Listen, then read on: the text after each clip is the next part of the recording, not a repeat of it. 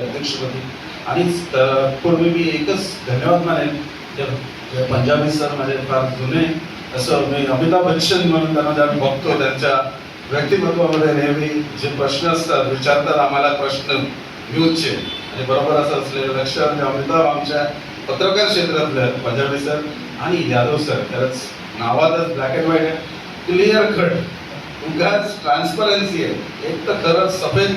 नाही तर काय उगाच रंगीत उगाच रंगवणं नाही उगाच खरं खोटं करत बसणं नाही हो तो हो नाही तर नाही असं बोलणाऱ्या व्यक्ती म्हणून मी त्यांच्याशी जेव्हा भेटलो तेव्हा लक्षात आलं की अशीच लोक समाज घडवतात अशीच लोक समाज निर्माण करतात आणि त्यामध्ये तुम्ही सर्व आहात एक भाग म्हणून या दोन्ही मला वाटतं ब्लॅक अँड व्हाईट आणि त्याच्यावर ठाणे टाइम्स आणि टीव्ही आपलं सर्वांचा लाडक्या असलेलं हे सर्व चॅनल्सने एक आपल्यावरती अजून एक जबाबदारी वाढवली आपल्यावरती एक हिंमत दिली आपल्याला की अजून आपल्याला खूप कामं करायची आपण समाजाचं काही द्यायला लागतो या दृष्टिकोनातून आपण सर्व एकत्र झालोय विविध क्षेत्रातली मान्यवर मंडळी विविध क्षेत्रात काम करणारी लोक जेव्हा एकत्र होतात त्यामुळेच आपल्याला एक कळतो की समाजामध्ये आपण एकत्र धरून खूप पुढे जाऊ शकतो पण आपण एकत्र होतो आणि मराठी म्हटलं की आपण खूप मोठी ताकद आहोत महाराष्ट्र जे आज पूर्ण देश चालवतो सर्वात मोठं असं नेतृत्व करतं ते म्हणजे छत्रपती शिवाजी महाराजांपासून ते सावित्रीबाई फुले आज ज्याप्रमाणे सावित्रीने जे रूप घेतलं बाहेर पडल्या आणि महिलांसाठी जी शाळा स्थापन केली त्यानंतर महिला शिकू लागल्या महाराष्ट्रातली मुहूर्तमेढ हे सर्वांना मी वंदन करतो आणि मी एवढंच सांगू इच्छितो की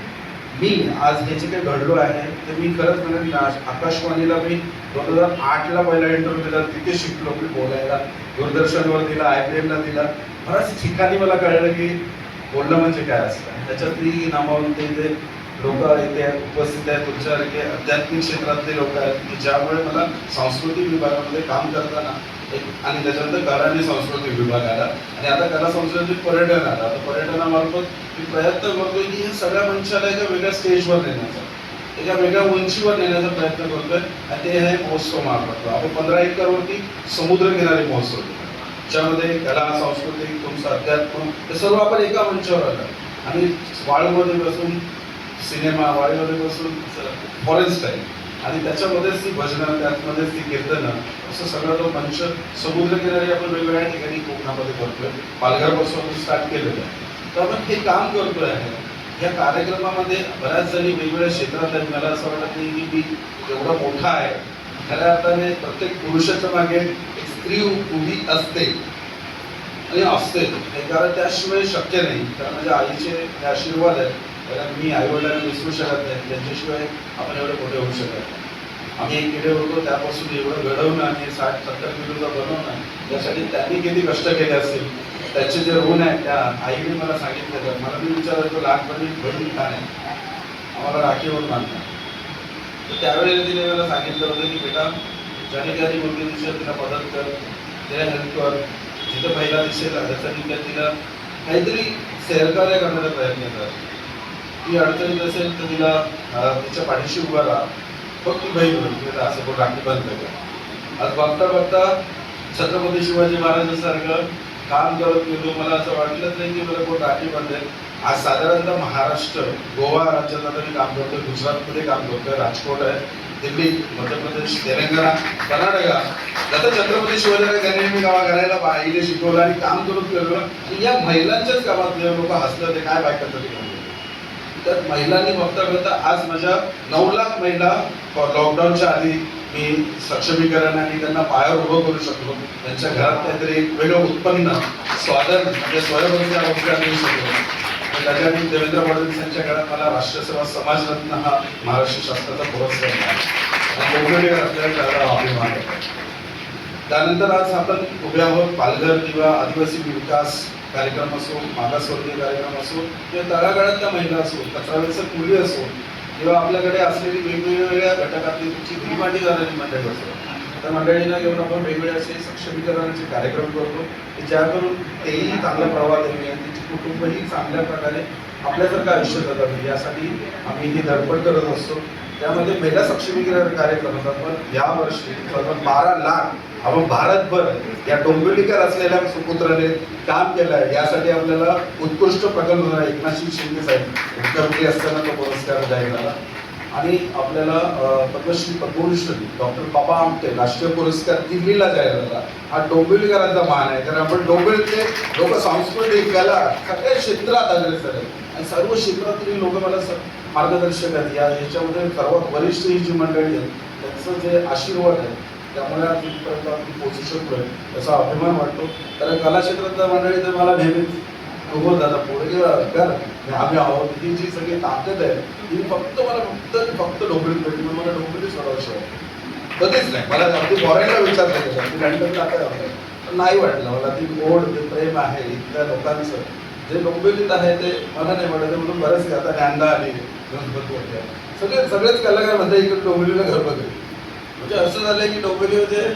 सगळ्या तुमच्या सिरियल स्टारचे आहेत ना बऱ्याच जणांचे फ्लॅट इथे आहे, तेच घर आहे. ती नावाला सगळ्यांची घेत आहे तर सर्वजण इथे आहेत. तर डोंबिवलीकर असल्याचा अभिमान या डोंबिवलीकर महिलांचा होणारा जो सन्मान आहे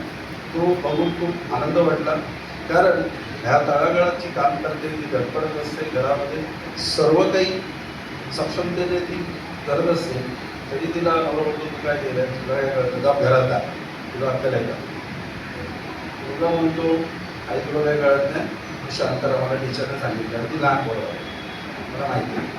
तुला काय कळत नाही तुला माहिती आहे तुला तुझं आता टीचरमध्ये काम कर हे जेव्हा बोललं तर ती सुंदरी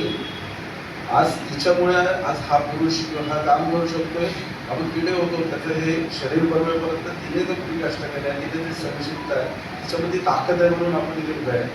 ही जाण असली पाहिजे. आणि त्याच्या पलीकडे जाऊन मी हे सांगेन की मी कधीच देवी वगैरे कधी पूजा ओटी किंवा तीर्थस्थळाला गेलो नाही. पण एक खरं सांगतो की ताई तू शक्ती आहेस आणि मी ती पाहिली अनुभवली आहे, मी काम करतो त्याच्यामध्ये. ताई तू स्त्रीशक्ती आहेस. तू ठरवलंस तर महिषासुरवरती, तू ठरवलं महिषासुरवरती तू दुष्टांचा संहार करू शकतेस. तू ठरवलंस तर महाकाली आहेस, राक्षसांचा नायनाट करू शकतेस. तू ठरवलंस तर शिक्षण कला संस्कृती सर्व जपून तू सरस्वतीचं रूप धारण करू शकतेस. आणि तू ठरवलं तर सरस्वती झालीस तर लक्ष्मीच्या स्वरूपात घरात सुख समृद्धी आनंद आणि एक समाधान घरात आणू शकतेस. ही सर्व रूप स्त्रीमध्ये आहेत. ज्या घरामध्ये या स्त्रीला या आईला या आपल्या बहिणीला आपल्या घरातल्या स्त्रीला जर मान असेल तर मला नाही वाटत की कुठे काही पूजा करायची गरज नाही, कुठे कोणाकडे पाया पडायची गरज पडते आणि तिला कुठे हात पसरायची गरज पडते. कधी आपल्या आईला सोडून नका. आपल्या घरच्या ज्या आहे तिने जे सोचलं आहे ते आपल्यासाठी आहे आणि या सर्व भगिनींमध्ये ते खूप दिसत आहे आणि त्याचा जो सन्मान होतो आहे त्याचा अभिमान आणि आनंद वाटत मी आज डॉक्टर रवींद्र इथे थांबतो. मलाही काही गरज वाटली असं महिला सक्षमीकरण उद्योगाकडे व्हायचं महाराष्ट्र शासनाचं कर्ज हवं आहे 1 लाखापासून ते 1 करोडपर्यंत. तर आपल्या ब्लॅक अँड व्हाईट किंवा ठाणे टाईम्स आणि इंडियन्स टी व्हीला तुम्ही संपर्क करा जेणेकरून तुम्हालाही काहीतरी व्यवसाय